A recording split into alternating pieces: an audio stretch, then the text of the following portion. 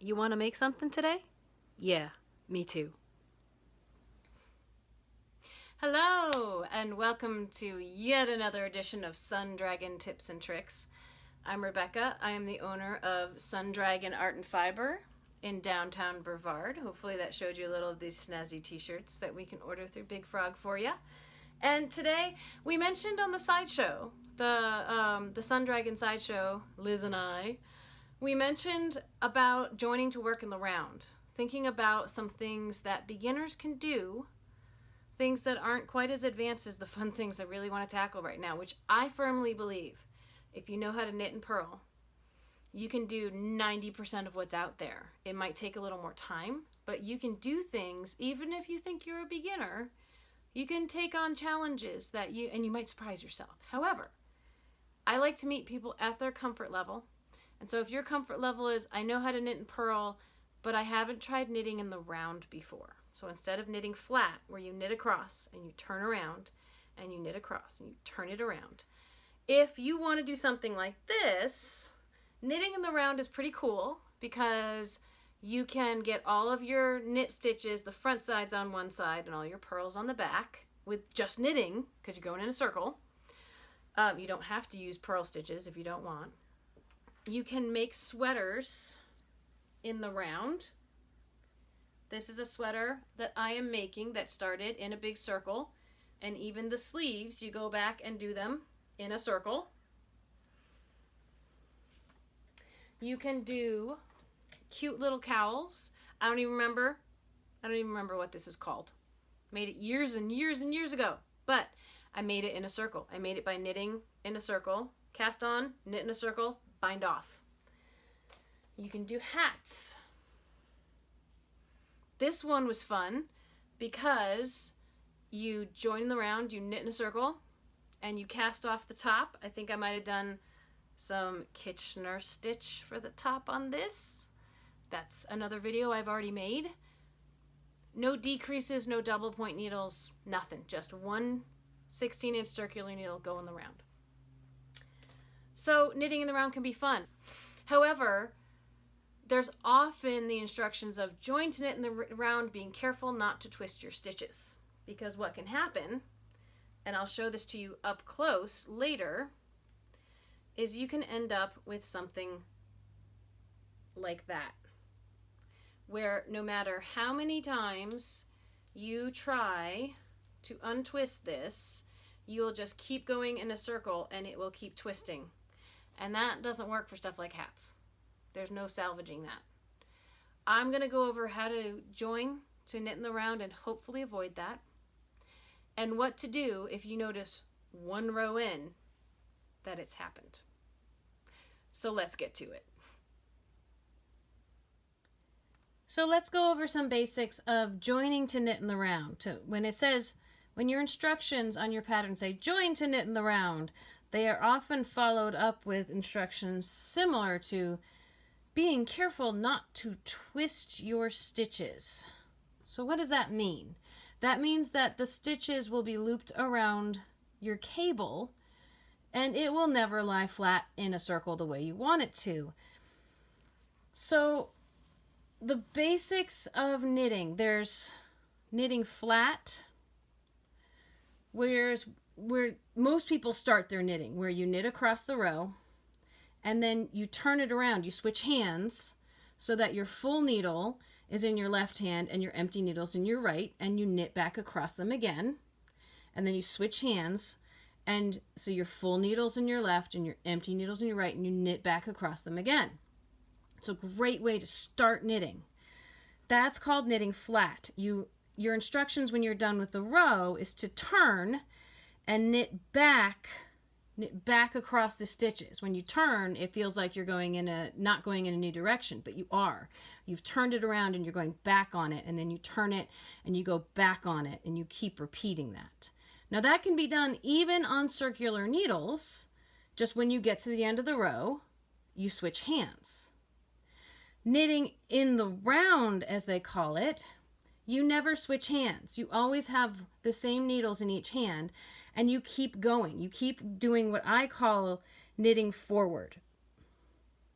you're going in a giant circle, and you just keep going and keep going and keep going. You never turn, you just keep going forward. That's the way I like to think about it. So, how to accomplish that successfully?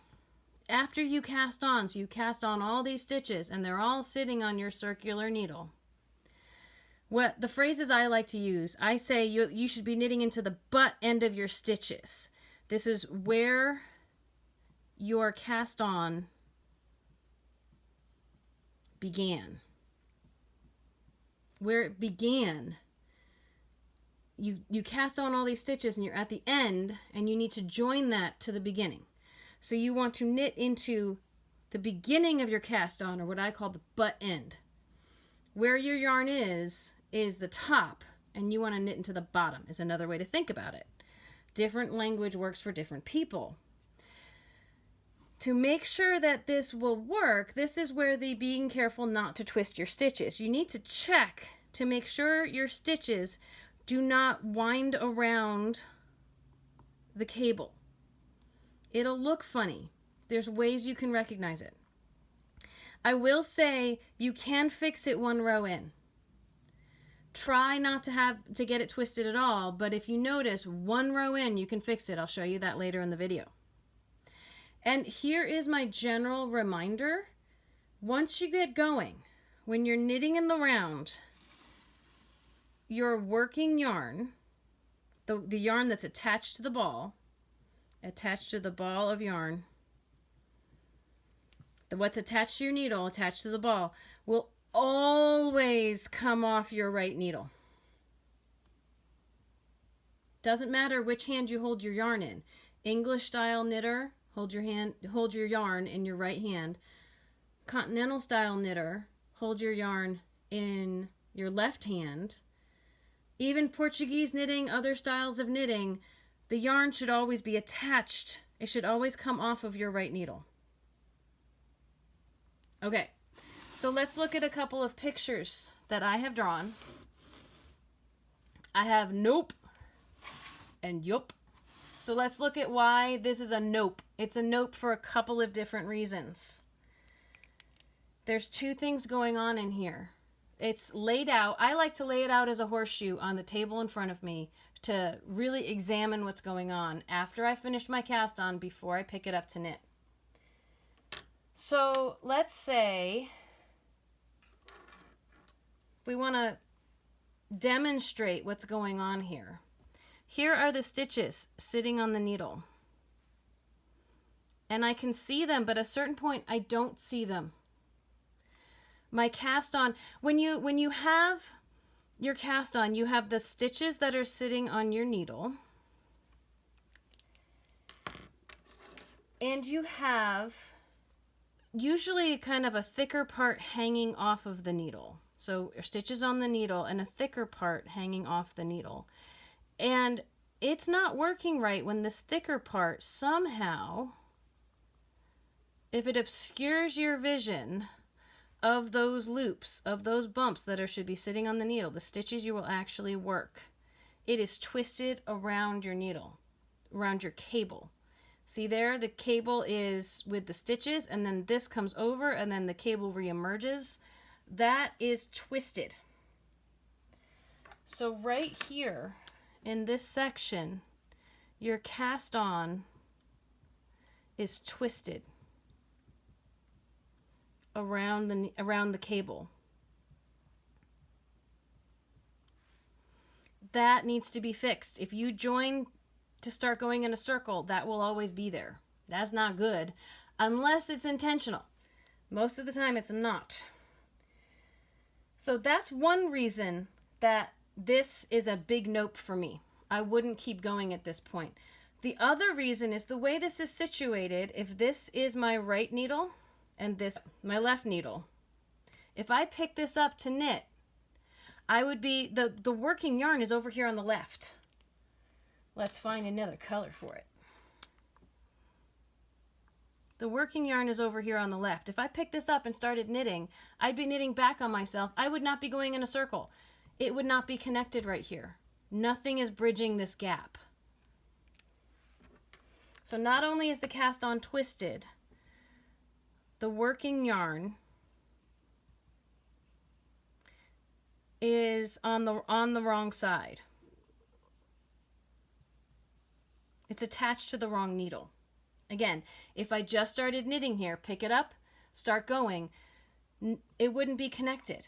It would not be going in the round. Now, some people will do one row flat and then join in the round. That's another video. It's not what I'm showing you here. So let's see what's a yup. All right, let me settle this down here a little bit more. Here's what we're looking for if we're going to lay it out like a horseshoe, which I will do with real yarn in just a minute. So a couple of things to point out here. I can see all of these stitches. I can see all of my cast on really clearly, even if my marker's getting a little muddy. I can see all of my cast on stitches, every single one of them, without the lumpy part that hangs down below obstructing my view. And one of the ways that I will try to do this is I will lay it out, and again, outside or inside, try to make sure that that whole bulky part of my cast on is all outside or all inside. It's all on one side or the other of my needles. And I will work my way around, feeling and flipping to make sure that it is laying straight out or straight in from those cast on stitches. So notice this, the lumpy part of my cast on is all on the outer ring of my needles, of my cable, however you want to lingoize it. And here's the other, so let me start writing down the things that are yup about this. I can see all cast on stitches. They're all there. And what I would call the lower part, because when I pick it up to knit, I want that bumpy part, the lower part of my cast on, I want that bumpy part to be below my needle. So lower, thicker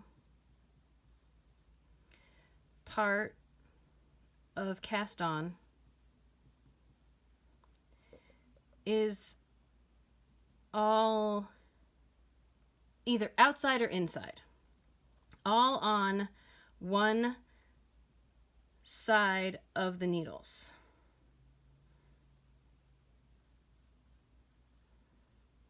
And I'll throw in the word cable there, okay?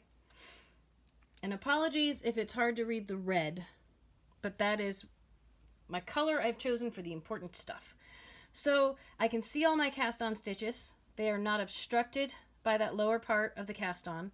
And that lower, thicker part of the cast on is all on one side, outside or inside. Now the other part, the other thing that will help this function correctly is my working yarn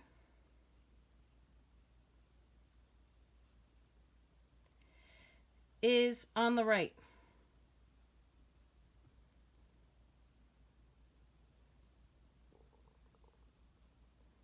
Attached to the right needle. Because what I would do now that I know it's all laid out correctly, and here let's color code that working yarn again. Now that I know it's laid out correctly, I'm going to push up my stitches so that they're on both of these needles, and I will pick them up. We've got the right and we've got the left. I will pick them up and I'll start knitting. And when I start knitting, because the yarn is over on this side and I'm knitting into the butt end, that butt end from before,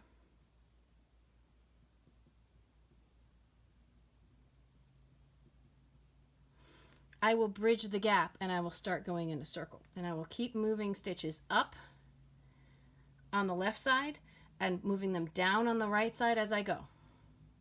Let's see what this looks like with some actual yarn.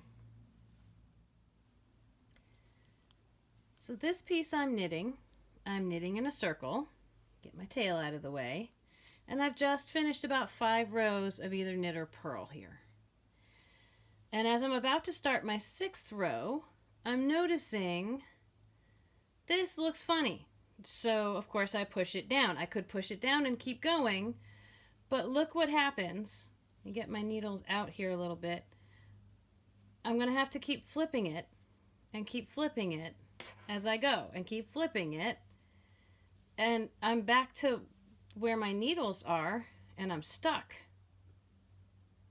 This means I joined in the round and I was not careful not to twist my stitches. I just went ahead and thought it was okay and started knitting, and it's twisted. It is twisted right around my cable here.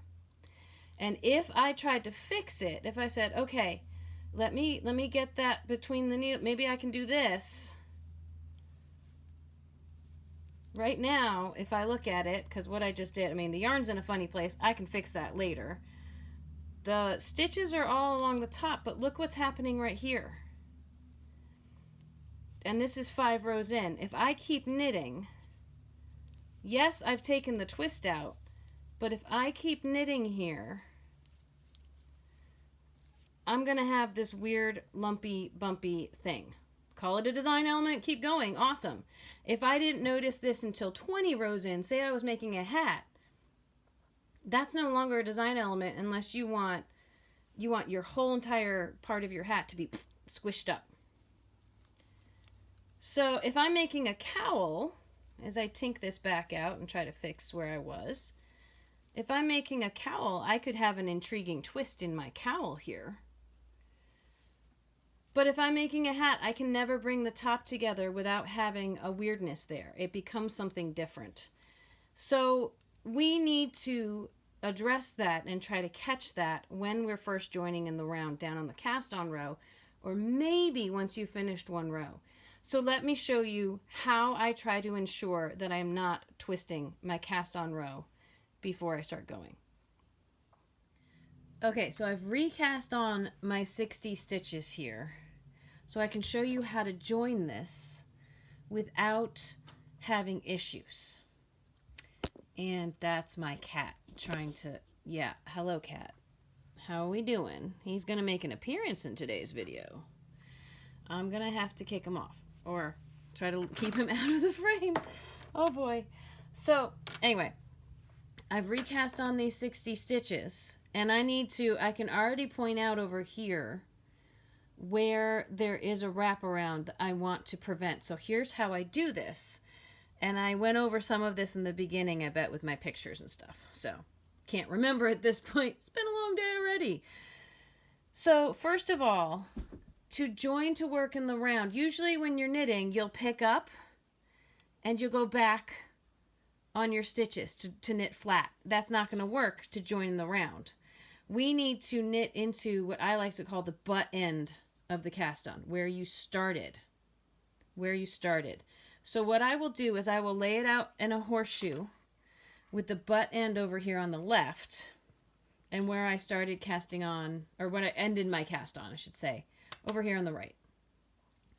And then I will lay out, as I explained before, I will lay out the cast on edge is going to be a thicker edge that, you know, if we were holding it up, would be hanging under our needle. So I want that thicker edge to all be on the inside of this horseshoe or on the outside. And I will pick a side. Let's say I pick over here. And since there's a lot of stitches on here, I'm going to maybe put them on the outside because there's more room for them to spread out. So this, starting here, even if they're really bunched up, you can work a piece at a time and say, okay, this is on the outside. I want to flip this part to the outside. I want to keep going to flip it. So again, this part is all nicely laid out on the outside edge. And let me keep flipping and keep flipping. As long as the part you're doing is matching what was before and you're doing it a piece at a time, you should be okay. I'm going to keep flipping. Keep flipping. This is all bunched up and all twisted around. I'm going to keep untwisting until everything is on the outside. It's all on the outside. If I need to, I can feel that around again and make sure that all of this is on the outside of my needle. Then my needles are in the position they need to be right now for me to start knitting what I like to call knitting forward. We're knitting forward in a circle. We're not going back on what we cast on. That's knitting flat. This is knitting in the round. We're going to keep going. We're going to keep pushing things. It's kind of almost moving the work in a counterclockwise direction, if that helps. Otherwise, you want the very beginning of your cast on to be up. We can even. Don't worry about this getting twisted. You can recheck it once you get it up on the tip of your needle. The needle that's going to go in your left hand needs to be the one where the end, like the very start of your cast on, start and end. Confusing, right? Let me pick my language. The place where you started your cast on should end up in your left hand. And since I did a long tail cast on, my tail, here's my tail, is over with my working yarn. And now if you did a different type of cast on, your tail might be over here. I like long tail cast on because I'm knitting into the butt end of my yarn where there is no tail. But if you did a different cast on, this will look different. So where my working yarn is, no matter where my tail is, where my working yarn is, that needs to go in my right hand. And I want to flip the yarn. If I'm knitting, I want the yarn to be off the back side of my needle when I pick it up. And what is going in my left hand is where my cast on started. Now, if I need to mark the beginning of the round, I need to put that on the needle that is in my right hand. Get my yarn set. If you're a continental knitter, your yarn will be in this hand, but it'll be coming off of your right needle still. And I will just go ahead and start to knit my first stitch. Now you will see all kinds of videos of how to keep there from being a gap here and crazy fun things you can do. I like to just start knitting, and I know that the next time I come around there will be a gap there, and I'm going to have to knit across it as well. But I'm just going to start knitting. I have my marker here and I have my yarn here to tell me that this is the spot. If I see a gap, I shouldn't panic. That's because it's where I joined. I find I can also use my tail when I'm done to sew that gap shut a little bit. There's all kinds of different ways to approach joining here. I like to just start and go. And there we are. I'm knitting in the round, and if I need to check this, if I go around and feel it and turn it, my cast on is all hanging underneath. I have all my stitches up here, and I don't see a big twist. I'll do one more overhead shot like this where I can show you what happens. The one time I would say that you can catch this and fix it is when you finish your first row, and I'll show you how to do that. So let's say you make it back to the beginning after joining in the round and being as careful as you could not to twist your stitches. Remember I said this will be a little lengthy here. And you go and you check and you're like, okay, this is good, this is good, this is all still hanging down, but wait a minute, what is that there? This is where it has twisted around. If I pull this and try to straighten it out, look at this twist here. I have that being careful not to twist your stitches has fallen by the wayside. This first round, when I get back to this gappy spot, is my one chance to fix this. Otherwise, if I discover it a few rows in, as you saw in the first overhead shot, I'm going to have to rip it out and start again. There's no salvaging it at this point. But if I take it and I keep doing this twist and I actually bring my needle under, I might have to fix where the yarn is a little bit. Or actually, this is my tail. So let me get that out of the way. So I have flipped, I have taken this needle under that. It puts a little twist in the yarn, but one little twist in an already twisty yarn hopefully won't be that visible. But now if I check again, it is not twisted. I can continue picking up where I went off. Now, the yarn may be going through the center of this. If I need to, I will just take my ball, if that's going to bug me, and straighten this out. But now I can continue knitting in the round. And honestly, 90% and maybe 99% of people will not know as I keep going that there is a little itty bitty twist in one piece of yarn right there. But notice also how when I kept knitting, that gap is pretty much gone. If I need to, I'm going to hide it with the tail when I'm done. But that gap is pretty much gone. And I can continue to work in the round. All right. So that's my first video on knitting in the round, how to join your stitches from your cast on row so that everything will fall right underneath the needles and you'll be happy and not have to redo it and frog it and start over again. Anyway, I hope you enjoyed that. If there are things you want to see, I'll see if I get to them. I film about once a week and I'm trying to do both knit and crochet. So I'm always looking for new ideas of things I hadn't thought it would be kind of cool to have a video about, you know? So let me know. Subscribe if you haven't already. I'm so excited that I passed 200 subscribers this past week. I think that's really fun. It might have been 2 weeks ago. Who keeps track of the time anymore, right? But I love growing the Sun Dragon community. You hear me say it on the sideshow all the time. And now that you've watched this video, you are part of our community. So please consider subscribing so you can know what we're doing next. Suggest stuff to us. Hit that bell if you want notifications. At least give it a thumbs up if you liked it. And share it with other people if you think they will benefit from seeing it mapped out, seeing it done. Sometimes one way or the other works better for people. I really want you to understand what you're doing. When someone comes into my shop, I'll say, like, the first time they have a problem, I'll fix it. But I will talk them through everything I'm doing. And the second time they have the same problem, I'll say, okay, now I'll talk you through it. I firmly believe the more you know, the more you understand about your knitting, the better a knitter you can be and the greater challenges you can take on if you choose to. So, you know, let me know if you want to do a Zoom lesson with me, if one-on-one help will help more than just watching the video. We're starting to do by appointment, one-on-one stuff outside the shop if you're local, but we do require masks for that because we will be closer than 6 feet. Just contact us. I could go on and on and on, but you know, on this dreary day, I have some stuff to get done. I have some knitting to do, which helps me greatly with my stress levels right now. Anyway, right? I hope you all are staying safe and staying healthy and doing well, doing what you can to keep some level of sanity in all the craziness out there. And may your crafting be filled with joy and confidence. We will see you next time. Bye.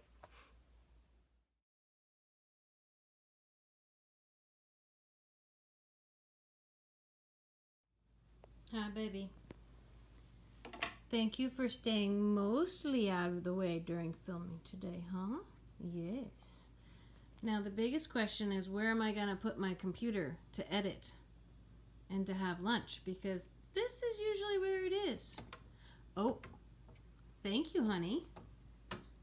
Yeah, you gotta be where the stuff is, right? Journey on, cat. Journey on.